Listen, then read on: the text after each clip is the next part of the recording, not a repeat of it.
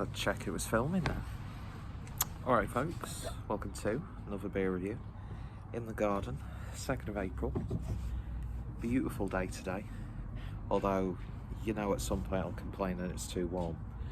But yeah, so a bit of a lazy Good Friday, and well, been burning some stuff and cleaned the barbecue. And then we're going to do something to the gazebo because it's fallen apart. So I thought I'd just have well, I've already had a couple of beers today. And I thought I'd begin, well, crack open the first of my Goodh Brewing company. Wild by name, Cornish made. Good is an adjective of wild. Good well, it's spelled good with a H at the end, brew.com. And I thought I'd kick off with the Afterloaf, which is described as a Bara bread IPA, 5% ABV.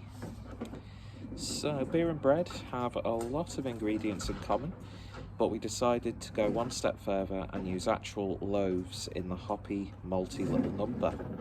1/5 the grain bill of Afterloaf comes from Bara Bakery's artisan bread, and it contributes a lovely malty character, which is complemented by the use of amber, chocolate and rye grains on top of a pale malt base.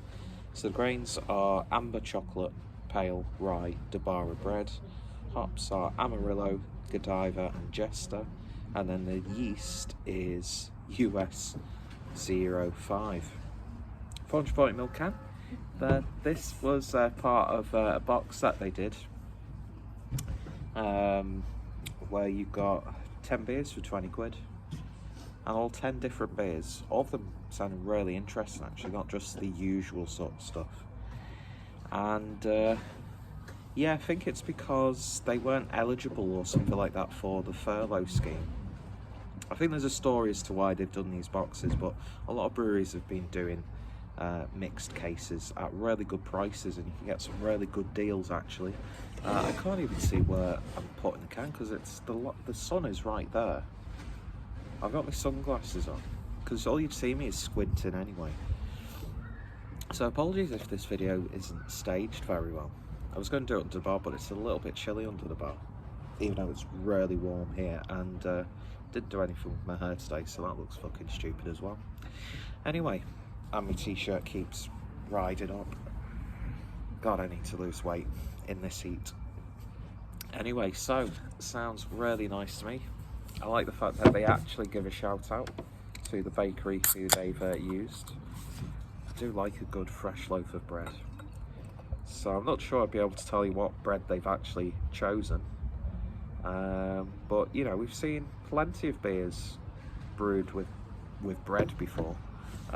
One that springs to mind is the brewery called Toast, that uses sort of like leftover bread that would initially be thrown away, and I love that sort of stuff. Tiny Rebel did one for Iceland, ice cream van, and sounds quite ghostly. Tiny Rebel did one which really wasn't nice. But I've had a couple of the Toast ones. I'm sure Seven Brothers might have done something like this, because I know they've done the beers with Kellogg's. And I think it's a good way to, you know, obviously not let stuff go to waste, but also just to see what you can do with it. So it'd be very interesting. So beer in the glass then, and you can tell they've used some of the darker malts. It's got a really deep sort of amber look to it. Nice and hazy. It's got a breadiness about it as well. 1 finger's worth of a nice soapy white head. Looks like a classic sort of IPA in the glass. So let's see what we get on the nose.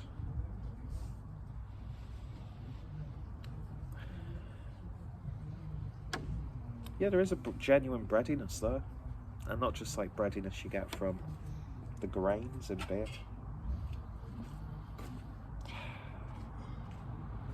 It's got a little bit of like a sort of a bread that's got a bit of a scorched top. Sort of like a nice like farmhouse loaf. The rye malt is, well, there's like a rye character coming through. I can't remember if they used rye malt or not in this.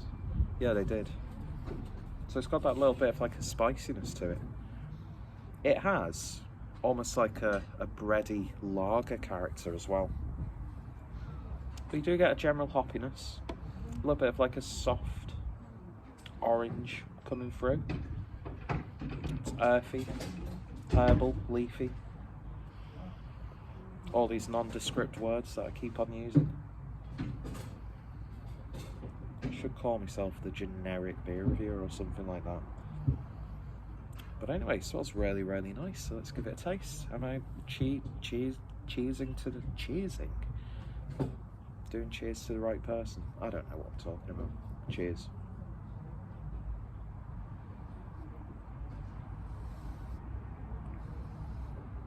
Ooh. Well, that is intriguing. The first thing that comes to mind is sort of like a red IPA almost. It is very, very bready, which I like. It's got a really nice root, got a really nice soft mouthfeel, nice gentle carbonation.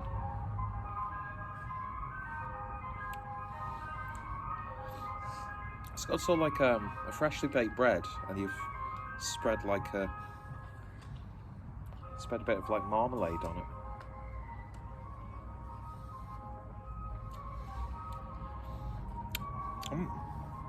I like that a lot. To me, it is more like a red IPA. The rye comes through, nice little bit of spiciness. There's a little bit of fruitiness there, sort of like winter berries almost. It does have quite an autumnal feel to it. But it is nice. Nice bitter finish as well. Those herbal characters shine through. There's almost like a slight resin-like character. But you do genuinely get the bread in there, which is good. It's not just sort of like a gimmicky sort of thing. Excuse me. Yeah, a little bit of marmalade. It's got that sort of like a mix between like a nice attempt at a West Coast IPA and a bit of a red IPA vibe. I'm not sure what sort of IPA subcategory this would fall under, but whatever it is, done a lovely little job here.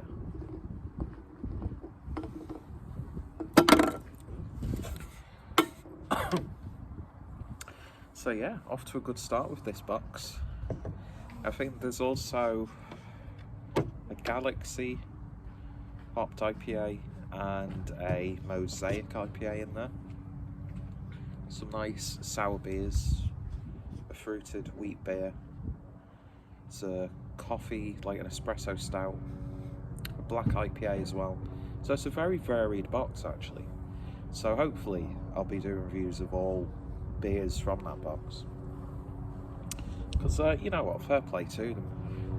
But yeah, I think there's like a genuine story as to why they've been doing these little boxes. But yeah, off to a good start so far. So that was Afterloaf from Goodh Brewing Company, brewed in collaboration with Bara, which I'll put their links down below as well. Now there's a fucking plane, and yeah, lovely stuff. Don't go in there expecting like a massively hopped IPA. But there's still bags of flavour in there. It's just something a little bit different, isn't it? It breaks up the monotony of the, juicy, hazy, sweet IPAs that we're just bombarded with, which of course will go down well, very nicely in this sort of weather. But yeah, it's not too heavy either, but there are some autumnal flavours. Anyway, so go check out Goodh Brewing Company out of Cornwall. Go check out Bara. I'm not sure as of the time of reviewing or recording this, if you can still get the box, but definitely go have a look anyway. I think the only extra thing I paid was postage, and that was like a £5, and I got it within a day or so, so you can't really complain about that. And we're coming up, you know, the bank holiday weekend as well.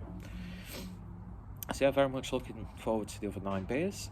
If you've tried this, then let me know your thoughts, opinions down below. What are some of your favourite beers brewed with bread? And I've not had any sort of like fast beers for a while, or kvass I should say. Sort of reminds me of that as well, like the non-alcoholic version that you can get in the big bottles. Anyway, cheers for watching. Check out everyone involved, and you'll be seeing more reviews on the channel from these guys in the future. Thanks for watching, folks. You all take care, stay safe, and hope you had a good bank holiday weekend. Cheers.